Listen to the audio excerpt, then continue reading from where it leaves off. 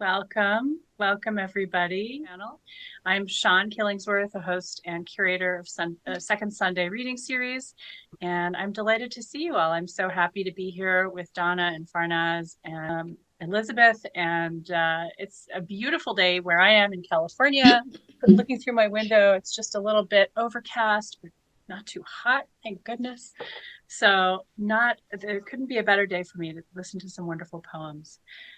Before we get into it, I wanted to ask our three poets a question because it is nearly that time of year when school is out and summer reading lists get issued and everybody has to run to the bookstore and the library to find things to read so that they don't get summer slide and their brains atrophy. So I wanted to ask, what are you all going to be reading this summer? And so, Elizabeth or Donna or Farnaz, whoever wants to jump in, go for it. I'd love to know. And I've got a pen so I can write it all down. I'll jump in to start. I'm just finishing a book, a novel by Marlene Haushofer, who's an Austrian woman, and it was written in the 60s, and it's a feminist dystopian novel, and she's basically by herself on planet Earth in the forest, and it's fantastic. New Directions put it out, and now I'm like excited to find a new author, and I'm going to read a bunch of her work. So again, it's Haushofer is the last name, and the book is called The Wall. Basically, it's her relationships with all these animals that are around in the forest that she survives with and takes care of. So that, and then I'm reading Tracy K. Smith's memoir, and I have never read Natalie Diaz's second book. Now I'm blanking on the name, but it's on my bookshelf ready. Colonial love poem. Yes. No, is that yes, that's the second one. So those are my June things that I'm excited about. Awesome. That sounds great. I'll go. I got 4.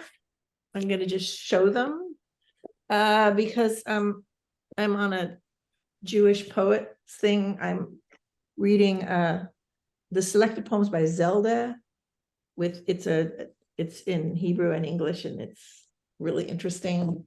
And then this is beautiful. On the Surface of Silence, it's the last poems of Leah Goldberg, also in English and Hebrew. And then I'm revisiting Carl Phillips, his new book, Then the War. And this book, which is upside down, but that can be fixed. My Trade is Mystery. This is a book of essays. So that's for this summer. And I've got something that I love, which is short stories. It's Love in Color. It's reimaginings of various stories of love in mythology, but African mythology and Asian mythology, and basically non-European culture mythology. And it's just beautiful and fragrant. And if you like Madeline Miller and that kind of thing, or if you're a poet who dabbles in prose, totally for you. Amazing. I can't put it down. And because I'm at in a little cabin in the middle of France trying to write a novel, I'm going back to Stephen King's On Writing, as well as a whole bunch of other things to help support my attempts at novel writing. And the last poetry was the amazing Orson Shire's. Well, I don't know this. Raised by a daughter and raised by a voice in her head. She is the queen, and I love her, and I can't tire of reading this book. Awesome. What's your name again, Elizabeth? Orson Shire. Those are great books. I've got 1, 2, 3, 4, 5, 6, 7, 8, 9, 11 books that are going to be on my list. I've got a pile too. The one that I'm just about to start is David St. John. This is The Red Leaves of Night. I was just in the library bookstore. Sorry, I just dropped all my books. Oh no. I had a lovely time wandering around the bookstore at Friends of the Library the other day and got a bunch of stuff for like $1. So all right, yay. So let's get into some juicy poetry. I would like to start with Elizabeth because it's midnight in France. So we're going to let her read and go to bed. Elizabeth M. Castillo is a British Mauritian poet, writer, and 2-time Pushcart Prize and Best of the Net nominee. Elizabeth explores different countries and cultures that she grew up with, as well as themes of race and ethnicity, motherhood, womanhood, language, love, loss, and grief, and a touch of magical realism. Her writing has been featured in publications and anthologies in the US, UK, Australia, Mexico, and the Middle East. Her bilingual debut collection, Cajoncito, Poems on Love, Loss y Otras Locuras, is for sale on Amazon. And her debut chapbook, Not Quite an Ocean, is coming soon, and you can find it on her website. There's been a slight delay in, I guess, the publishing. So it's elizabethmcastillo.net. Yes. And I can tell you Elizabeth's poems are just absolutely ravishing. So please do yourselves a favor and order the book. And you can find her on Twitter and Instagram at EMC Writes Poetry, and of course on her website. So Elizabeth, I'm going to mute myself and I will let you take over. Thank you, Sean. Thank you so much for that very, very warm welcome as ever. It's so nice to be here again. Hello, everybody. I recognize one person that I know, and the rest of you, I can't wait to get to know you. So please find me on social media. Let's get to know each other. Indie poets have to stick together. I'm going to be reading some pieces from my upcoming chapbook. So it's called Not Quite an Ocean. It's about womanhood and bodies and changes. And rereading it, I realize there's also a lot of self-love and a dash of feminine rage because, I mean, why not really? And there's a bit about the environment too. So the poems that I'm going to read are all kind of skirting around these themes to be interpreted, obviously, as we do poetry, as you will, as the reader will. This first poem is called Dig. It's one of my longer poems. I don't tend to write longer poems. I think because I have ADHD, I lose I stop paying attention after a while. But this is one of my longer poems that first appeared in Epoch Press. So please bear with me for the length, and I hope you enjoy it. To write, dear lady, is to dig, is to uncover. To dig and dig until you swear that cannot be anything more beneath the topsoil granite, even beyond the water. Come with me and I will show you how the roots are fibrous here, like lace, like macrame, dancing across the dirt, frail in their infancy, hopeful, reaching for creation, for marriage, for descendants with little lace shoots of their own. See how they race, tripping over themselves for closure, for catharsis, just enough light to make it home. Though they seem fragile, I must warn you, they will choke you without remorse. Best remain upright, keep your wits about you in the penumbra of this shifting soil. Now we push past this chapter to dig deeper, hands white-knuckled, wielding the pick. There is blood here, soaked into the dirt, dicot root, thick, reaching down into the earth, slashed to pieces in many places, some severed completely from the plant that protrudes proud at the surface. See the faces etched into the soil, forgotten, hands and feet and hip bones and ribs. They are lowly, vile creatures, things hidden here, strangled by roots like heavy ropes. The darkness of a year, of a lifetime, of learned behavior, of inadequate speech, of consequence and love and knives and loss. Let's journey a little deeper, axe in hand, sure to clear our downward path. Be careful. There is a void here, a great cavernous hole retreating back into the soil. Here there are no roots, just colors. Shades, but never the right ones. There is potential, but always it is wasted. There is anger, terror, always dissolving into lust. These are the lost years, the lost roots. Too many languages to be understood, just stones, seeds, boulders, worms, untouchable in their indifference. Do not tarry.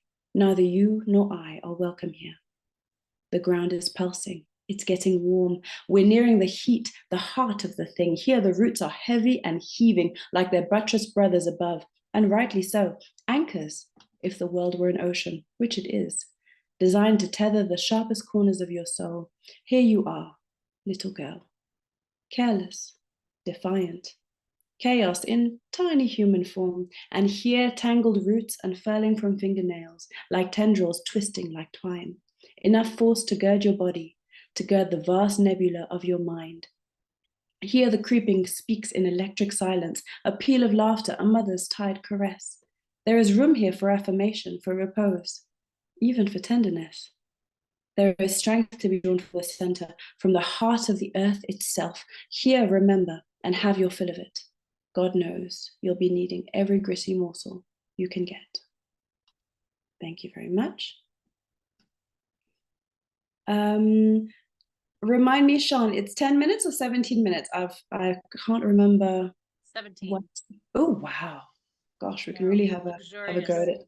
Okay, so This is another poem I would like to read. Actually, before I read that one, I'd like to read one of my absolute favorites. We shouldn't have favorites. It's like children. We shouldn't have a favorite, but we do, don't we? This is one of my favorites from this short collection. And it's called Body, I Love You. And I'm sure that most people can relate to this on some level. Body, I love you. Where you are, when you are, I am safe inside you, body. When you are a cellar, when you are a door, when you are a vehicle, like that second-hand Citroen with its littered floor, paint scratches from the corners I didn't quite clear, from concrete barriers I never knew were there until it was too late. Body, I love you. When you cling to walls like moss, as a fruiting tree, as a crack in the glass, wolf proud, urchin shy. Body, forgive me for hardening my ear against you, for dismissing your aching cries, your silent grieving, always so busy folding you up and tucking you in. Body, body, you are marvelous. See how the filth washes right off you, how none of it ever really touched you. See, if I tilt my head, you're still upright. Body, you are no thing to be hidden. Body, I know you're mostly salt and water. You are your very own equator. You were meant for the sun.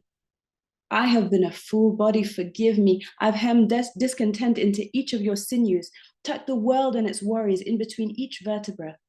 Filled your liver with anguish. Let your uterus fester with regret. Body, I believe you. I believe you. Heart, take my allegiance. Feet, I will turn you loose on the ground you long to feel beneath you. Eyes, I will follow you, obedient like a lamb. Body, I love you. I set love aside for you. You are safe inside me, body, where you are, when you are. Body, I love you. Thank you very much. I'd like to give a little bit of a variety into this. So there's a little bit of the environment also, even though I'm not really sure of what eco-poetry is, in that I'm not really confident in my own ability to write anything that is related to eco-poetry. But once again, going through my manuscript, I realized that there is a lot about the environment, because I suppose there's such a natural parallel between something being violated and the experience of women. So automatically there's so much crossover there. And so in the end, I think there's quite a few poems in here that are actually could pass for eco-poetry. And I'm not going to read one of them, because actually I've changed my mind. I'm going to read one that is actually based on a Madeline Miller book. I don't know if anybody read The Song of Achilles. I've been on a bit of a Greek mythology trip recently. And this is a poem that is based on her description of Thetis, who was the mother of Achilles. And it's called Nereid. They say the gods, in their love, laced her mouth with nectar. They say her mouth is a glorious place. Place is heaven held taut. Pleasure, honey pooling on her tongue. Her mouth is a refuge, there is shelter there. They have found home in the hollow of her cheeks, plump lips, pillow soft, sharp as thistle, sharp as thorn. Smile slashed, threat beaming, her mouth moves to spell the end.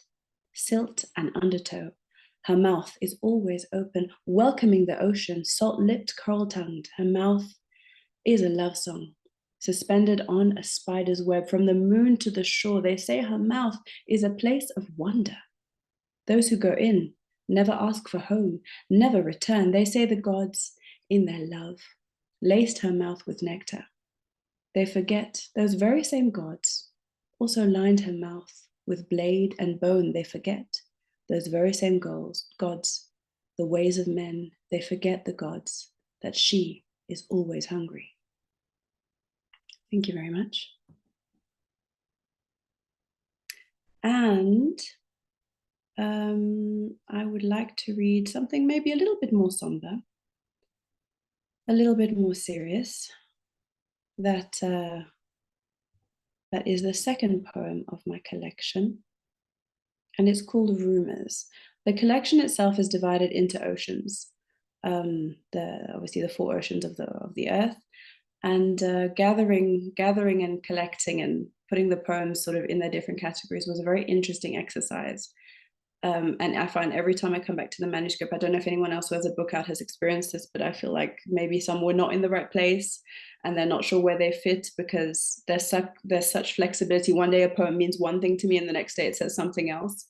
So it's quite a tricksy exercise. But anyway, Rumors is the second poem of my short collection. There's a rumor I've heard, whistling through train tracks, pressed beneath feather pillows, pushing up through cracks in the pavement, writhing like eels, first this way, then that.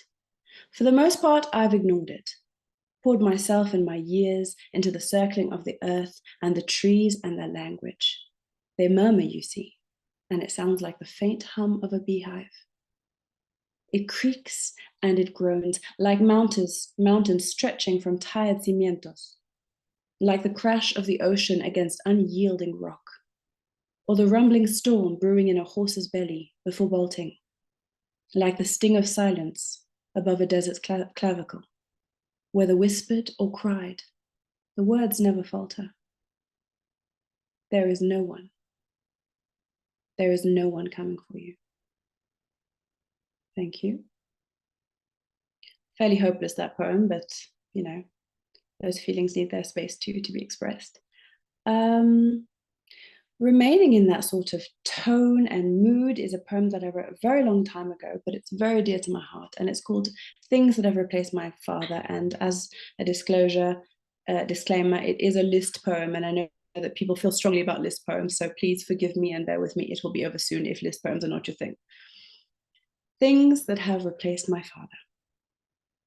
Today, the cult of oneself, altars built at sporadic hours, social media, poetry, written in the bathtub, on my phone, blood, the defacing of my body, the misplacement of lessons learned, cause and consequence, reinvention, a sense of justice entirely my own, an appetite for knowledge, paralysis, inertia, a hunger for travel, a howling need to run, ungraciousness, self-confidence, thunder, the thrill of the hunt, the headlong pull of conquest, my pathological inability to belong.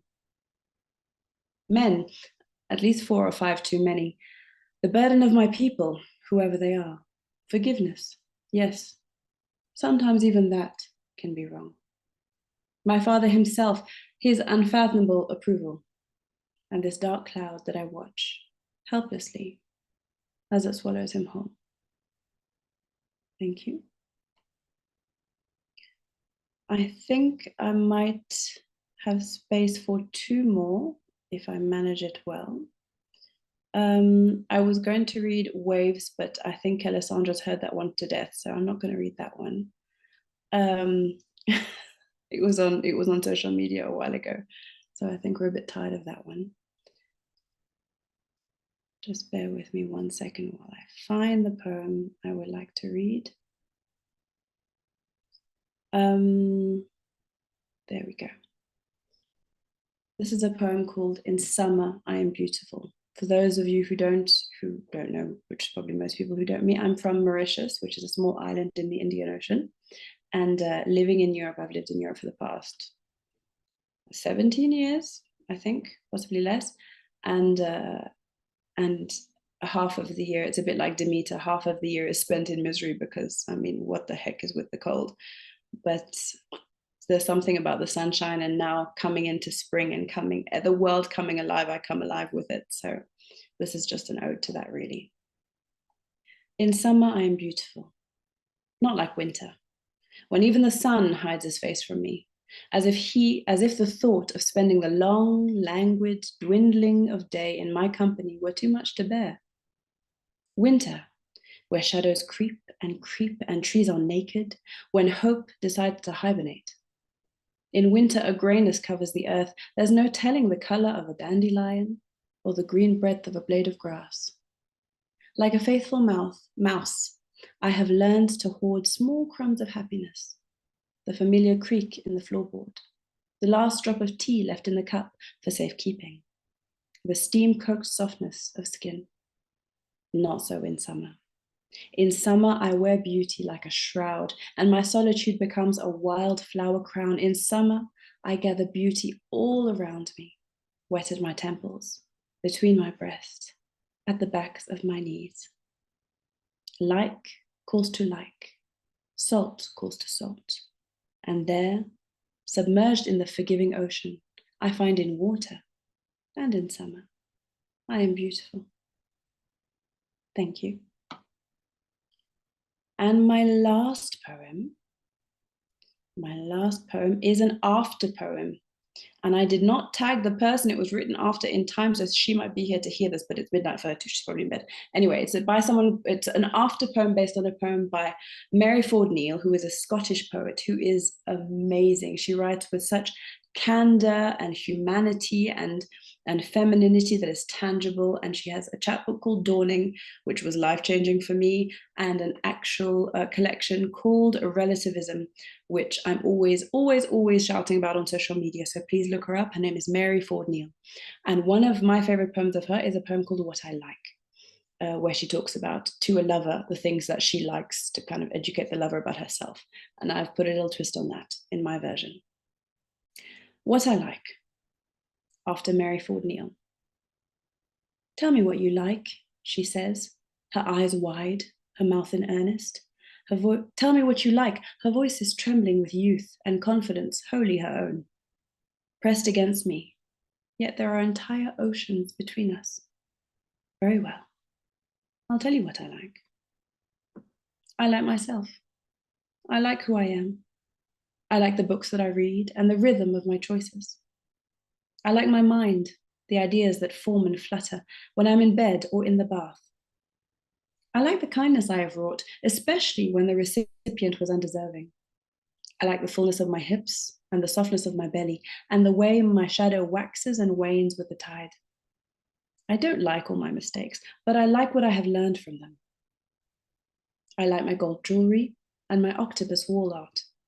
I like my face and my humor, my hand when it's laced together with my husband, and my voice when it's coaxing calm into the heart of a child. I like my understanding of the world and my way with plants and people. I like my freckles and my brown skin, especially when I'm underwater. I like speaking my languages. I like who I have become, and I like who you will become. Thank you very much. Please don't forget to sign up for my mailing list so you can be the first to hear about pre-orders opening for this book if you like my poetry. Thank you, Sean, again for this space. Thank you so much. That was just beautiful. And what a stunning closer of a poem for the end of your own reading, right? Like, that's perfect. So everybody, if you can look in the chat, I think that we posted your again, elizabethandcastillo.net. So you can go there and find all of the information about the book. Bing, there it is. Okay, so we are going to move on to our next poet, Donna, and I'm hopefully not butchering your name, Spruijt-Metz. Okay, close enough. So Donna is a poet, a psychology professor, and a recent MacDowell Fellow. Congratulations. Her first career was as a classical flautist. She lived in the Netherlands for 22 years and translates Dutch poetry to English. Her poetry and translations appear in Copper Nickel, RHINO, Poetry Northwest, the Tahoma Literary Review, the Inflectionist Review, and elsewhere. Her chapbooks are Slippery Surfaces and Haunt the World, which is hard to say because of the two ands next to each other. Camille Dungy chose her full-length general release From the Beginning of the World as one of the 14 recommended poetry collections for winter of 2022. And it just came out from Free Verse Press, so please go buy it. And Donna gets restless, so she comes to Second Sunday to read poems to us all. So welcome, Donna. Thank you so much, and for holding this space, both of you, and for getting to read with these fantastic poets. So I'm going to start off with the first poem in my book, because I'm going to actually start off with starting the timer. And because it sort of gives an overview of many, if not all of the themes. And this book went through 10,599 changes. but this has always been the first poem. What can I tell you? Okay. I need the long march. When I was my grandmother's mother, I knew she would be beautiful in the time of war.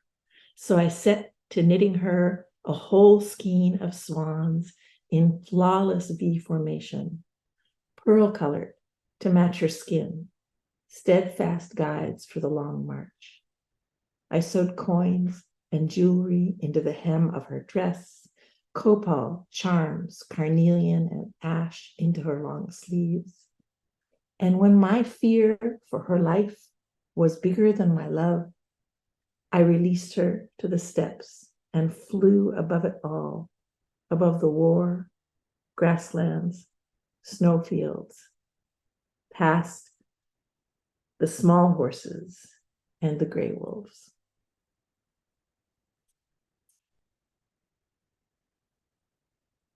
Okay, I'm gonna do this. A lot of my poems are based on the Psalms. I come from a Jewish religious tradition. And I've been studying Psalms and Torah for 10 years with the same women every Thursday, pretty much every Thursday night. And this is one of the poems that sort of came out of that. And it's called Kitchen Sink, and it's after Psalm 96. In the kitchen, singing at the top of my lungs while the water's running, music turned up, dogs barking, I'm slicing vegetables, squeezing lemons. I'm here in the middle of your noisy bounty. You bless me with this onslaught, and now I'm trying to figure out how to return the favor, how to bend to the sacred business of witnessing the day. In every nation, drought and hunger, flood, fire and loss, nations devouring other nations. Yet the egret, standing one-legged in the marshes, yet the sizzling of the vegetables in this pan, yet these cities of tents and boxes, what can I do but turn and face your awesome gates and witness and pour it out to you with heart through my open mouth, singing at the top of my lungs. I am so busy with my small offices and anxious needs, while you make and do while I'm not looking. Consider the wonders of your sanctuary, for instance, the heights of it, its windows and doors, its openings and closings, how I enter it, or it enters me, and then vanishes. And then it is for me to sing you back to splendor. Not that I had that kind of power. No, it's you. You, in your kindness, have turned up the volume. And as I turn your many names over and over, polish them to smooth stones, let me leave all these silly trinkets here with you.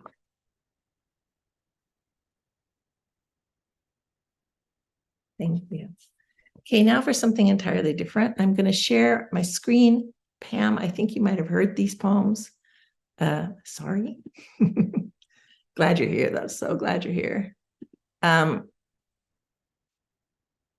You should now be able to see my screen in full screen. And can you also see me or no? No, we can't see their screen, just you. You can't see my screen. Exit. All right. Yes, we see your lovely visage, but we do not see your screen. Am I being stupid? Yes, I am being stupid. All right, here we go. There it is. Okay. All right, and now the question is, if I do this, sorry, this shouldn't take so much time. I do this all the time. Okay. But I want to do this. And now can you also see me? There we go. Yay. Wonderful. Great job. You nailed it. Okay. This is part of a series of visual poems that are about my family. This one's called To the Death. My husband and I had a fight today about pictures. I never like the ones of me, and that pisses him off. In any picture, I'm going to start again. My husband and I had a fight today about pictures. I never like the ones of me, and that pisses him off. My negativity pisses him off. In any picture taken right now, or a few days ago, or last year, I always think I look old or tired. But tonight, I am poring over decades of snapshots, and I see that there are pictures I like now at this remove. The pictures I like are the ones where I am not just looking happy, but truly happy, at least as far as memory serves. And yet, I come back to this one, my mother and I. No idea when it was taken. Before I moved to Holland, I'm guessing. So maybe I was 19. Who took the picture? We both seem surprised. I look like I might strangle her. Just move that hand up a tiny bit. No, this is not a happy family picture. Read the resentment in my face, the defensiveness in hers. Yet, we cling to each other. We dare the onlooker to come between us as we battle each other.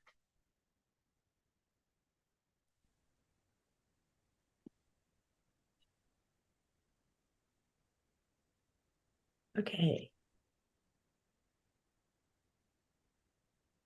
I find this in my mother's effects. Strange word, effects, meaning goods, possessions, personal property, usually used to indicate what a dead person has left behind, as if they had carefully sorted through their things before they died, choosing what to take with them and what to leave behind. Imagine that. I'll leave her the death certificate. She'll enjoy that. My mother's effects could also mean the mental or emotional impressions she left behind. I could have found this 17 years ago, but instead of poring over it all, I packed up the cabinets and boxes of paperworks she had so meticulously labeled and files, labeled like important past or do not keep. It was wildly disorganized, like her mind in those last years. I stored the boxes. I left them closed and taped. I lacked the strength. One might ask, if this is the death certificate of my father, clearly telling me finally how he really died, why am I speaking of my mother? Fair question.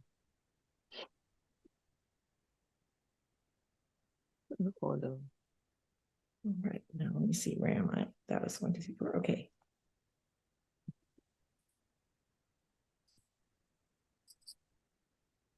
Oh, and now I'm going to read you a daughter poem because one of my best poetry friends said I have to read daughter poems. And this is called The Green Before Her. I think I need to tell you a little bit about it. This was written in Iceland. And I lived in Holland for 22 years, as you know. So the polder is a lot of, it's reclaimed land, and it's pretty much what Holland is made of. So I think that's all you need to know in general. The green before her. I remember other mornings before she was born. This same green, those mornings without, where the only darkness comes from within. Frosted mist rising over the sleeper dike, out across the polder. For miles, nothing but grasses and marshlands, godwits and willows, the herons still as statues, sun readying herself for dew. Before I was a mother, all I saw in the polder was the lack of music, markets, bookstores, concerts, crowded French fry stands, no tourists bumping their roller bags along the cobblestones, taking selfies in front of the canals. No people busking on the museum plain. No church bells' insistence. No trams clinging along the rails. No children skating on the pond in the Sarfati Park. This morning, from 4,000 miles away, glaciers on the morning skyline, I am holding the idea of her as lightly as I can. Yes, from her birth, she was already moving away from me and into her own life, while I began the long strain, the pull against the mud of me, against that of which she was made. She, in her mercy, always circling back before arcing out again, each arc wider than the last. But it was me, wasn't it? Always moving away from her, steadily towards the abyss that will one day be my own. And then I think, of course, it's never just one body in motion, is it? If there was a light fading, it was always mine.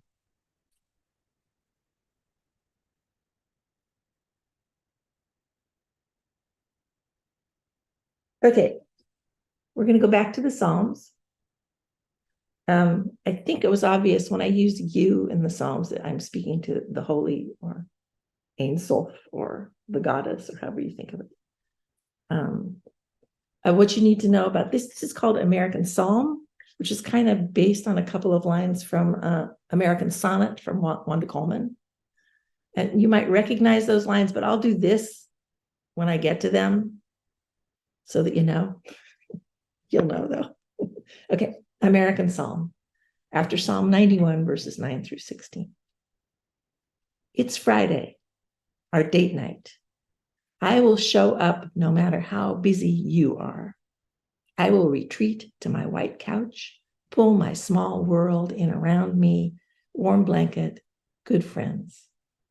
I will do my best to be frank, and sometimes I will sense your presence. Okay, admittedly, your presence and my ability to sense you, it's a Venn diagram. Your oil is always slick, your motor always running, my mirror always stained, and us always face to face.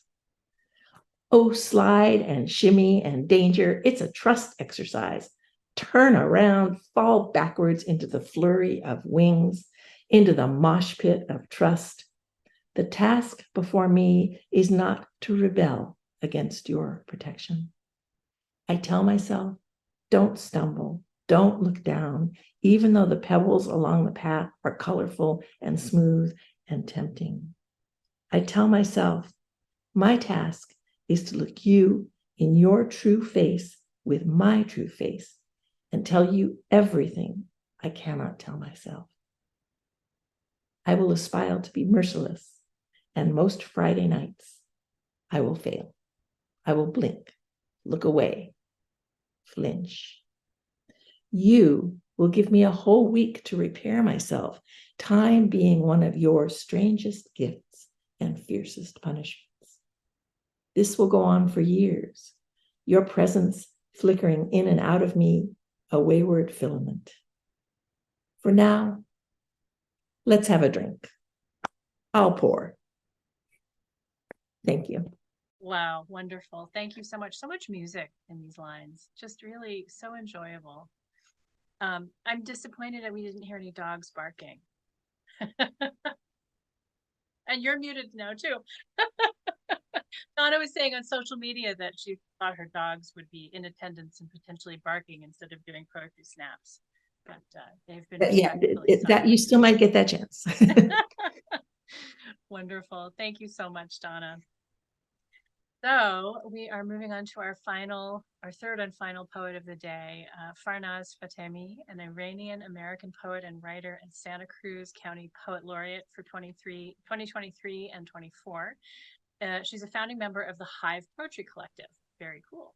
She was formerly a writing instructor at the University of California, Santa Cruz, and her book Sister Tongue was published in September of last year. It won the 2021 Stan and Tom Wick Poetry Prize, selected by Tracy K. Smith, which explains why you're reading her work, and received a star review from Publishers Weekly. That's pretty impressive. Some of her poems and lyric essays appear in Poem a Day, Tab Journal, Pedestal Review, Nowruz, I'm probably mispronouncing that horribly, Journal, Grist Journal, and Tupelo Quarterly, and you can find her at farnazfatemi.com.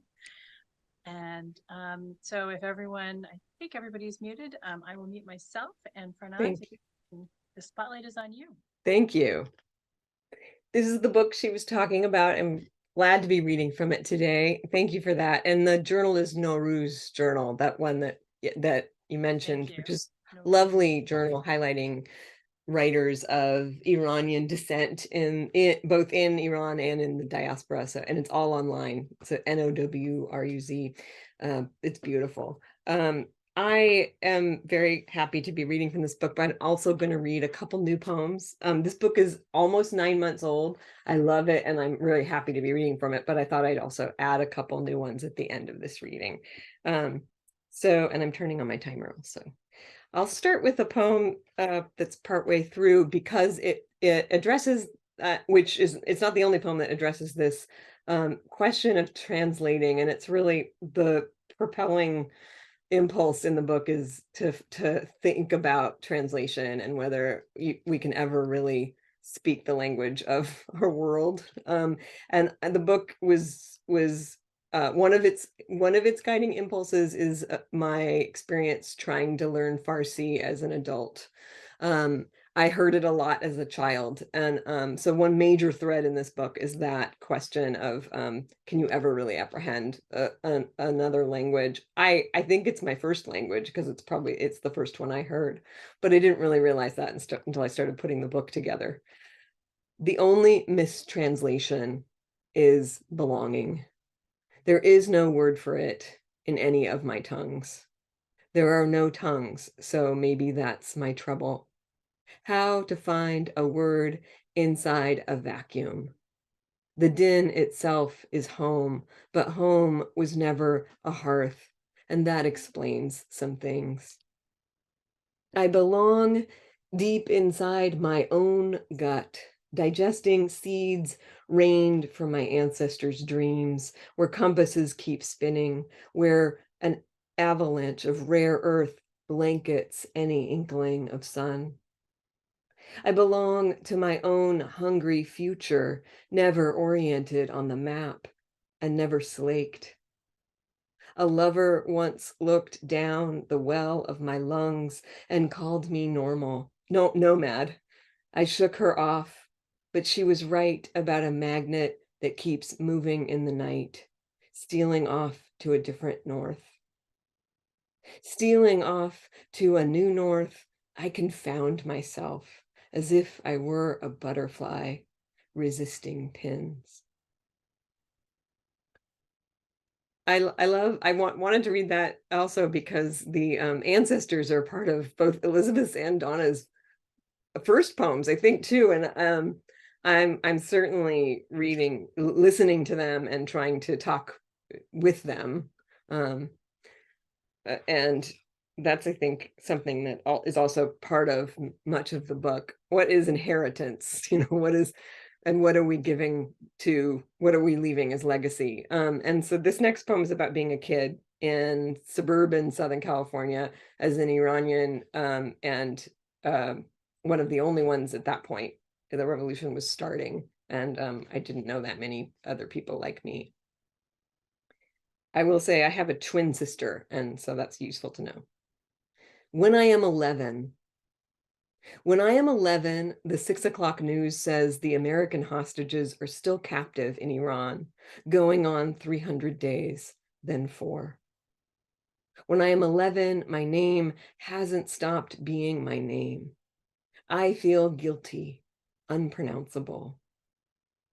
When I am 11, I wonder why my parents came here, why they had their children in a foreign land, hostages of this place. though I understand it is supposed to be my place. And why did they leave us without a good map? When I am 11, my sister and I are listening to Casey Kasem's American Top 40 on Sunday mornings, trying to anchor ourselves in pop. When I am 11, we have school clothes money. I buy a cream-colored shirt, which comes with a narrow burgundy tie, which I find in the girls section of a store. Some kids tease me for wearing it the day we take the class picture, and I never wear it again. When I am 11, I don't know about the girlfriend I'll have in college who will want me in a tie so bad she'll buy me one in tomato red silk. I think one day my life will be different, but when I am 11, I don't understand I can change it.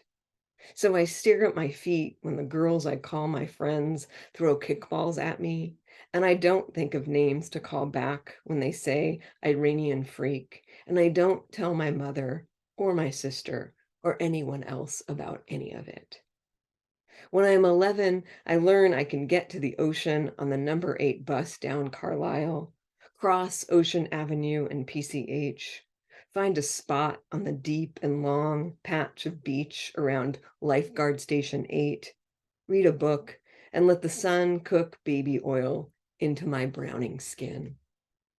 There, between the pages and the waves, I learn how to walk out and dive under. I let some take me, and I let some knock me down. And I see sometimes what it means to let go of who I think I am.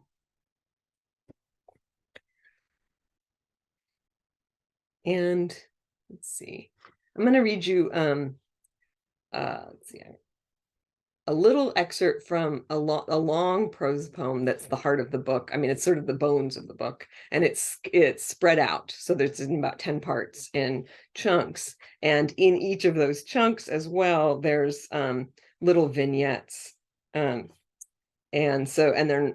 So you can kind of see them on the page like this broken up. I'm just going to read you the first of all of them. On the plane to Iran, I inventory what I need. Words, ways to speak them, moments when they matter. These are the things I have promised myself I'll remember. Eshk, how the word love sounds in my other language. I hear the word, the back of my mouth closing in unison with the speaker's heart quickens, ribs relax. With a different passport, my eyes move right to left on the page. My tongue tastes different, curls and loops, then drops back into my palate. Eshk, the sound of cooing, made-up words I could have said to other children when we were young. An intuition, back when we understood each other, no matter how the words were spelled. I meet a woman on the streets in Tehran who's come from New York for a few days. We share the halftones between English and Farsi. I recognize how she points and swears. She understands how I flip my hair. We've only just met. I know her. This is how it feels to sound out June, to say Eshkaman, to tell you, I will kiss you when you're asleep.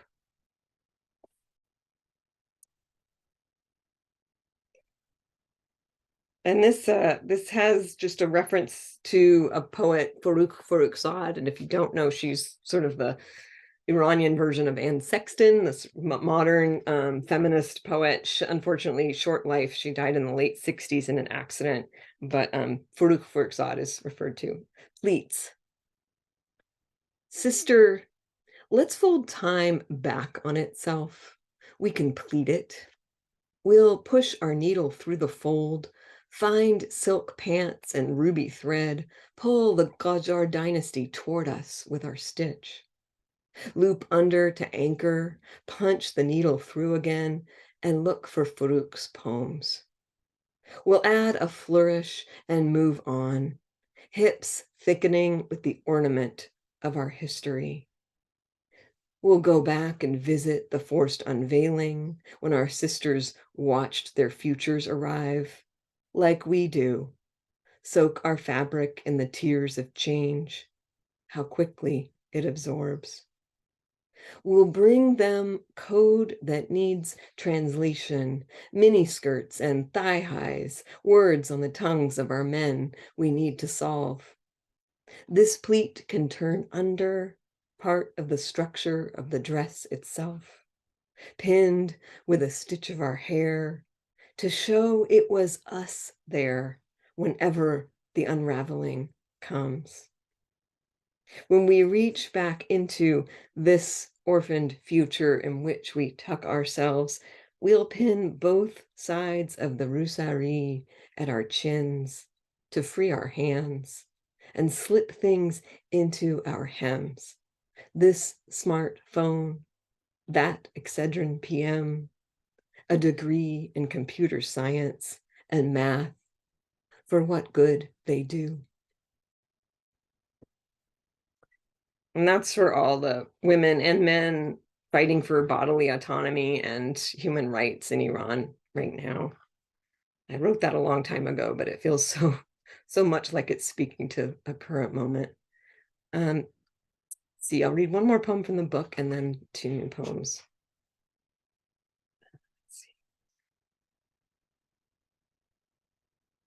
It's actually the very end, the very last piece of the book. When I'm alone, wherever I am often talking to myself out loud. I figured out that as an adult, it's how I know I'm listening. I mean, in English. One morning in the middle of a month in Iran, I commend myself about my Farsi, and I say it in Farsi. And then I say in English, see, it's goofball Farsi, but it's yours, and that's how it's going to have to be. I am looking in the mirror in my grandmother's apartment in Tehran. I have the place to myself. In a couple of years, she will sell it to one of my cousins. She will never be back here. Looking at myself, putting on my headscarf, getting ready to go outside, get a taxi, visit some relatives, I recognize myself. And I recognize the voice I'm using, but it's different. I have things to say in Farsi, things that won't translate, things I can't say any other way.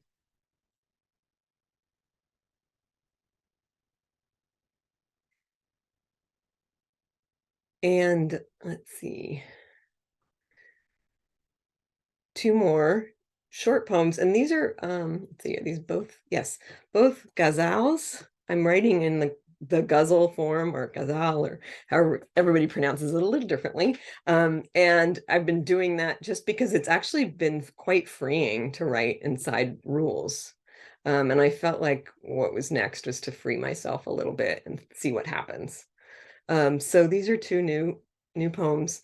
This first one is called Hereafter.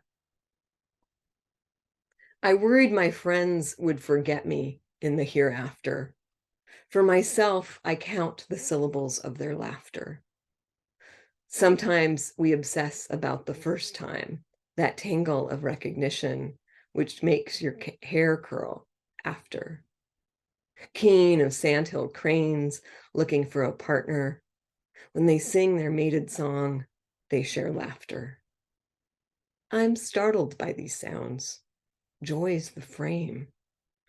When you cackle, it's a dead woman's refrain, her laughter. Your laughter, like the days as they lengthen, I know I'll remember this thrill after. Each girl leaves the home inside her heart to find a place she belongs. There, laughter. I was too careful to pronounce my name, easily but wrong. I misread. I was afraid, the generosity in their laughter. We've all been there, women, learning, hedge our bets in deference to a false hereafter.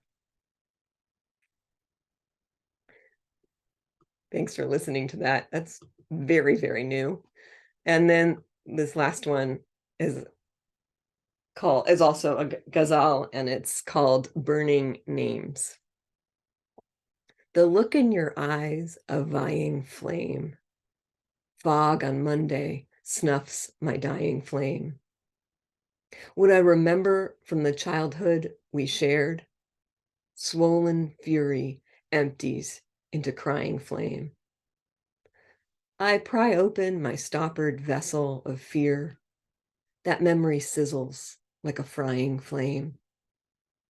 I was too dialed into the words you chose. You could have been my lying flame. I'll shift my limbs around to give you space. What selves I might become are sighing flames. Every landmark useless to me now. Confused owl eyeing flame. Green pastures of the past recede from view. I'm at the boundary of stupefying flame. Futile lurch towards caution. I map the acres, clarifying flame. I have lived more decades in fear than not.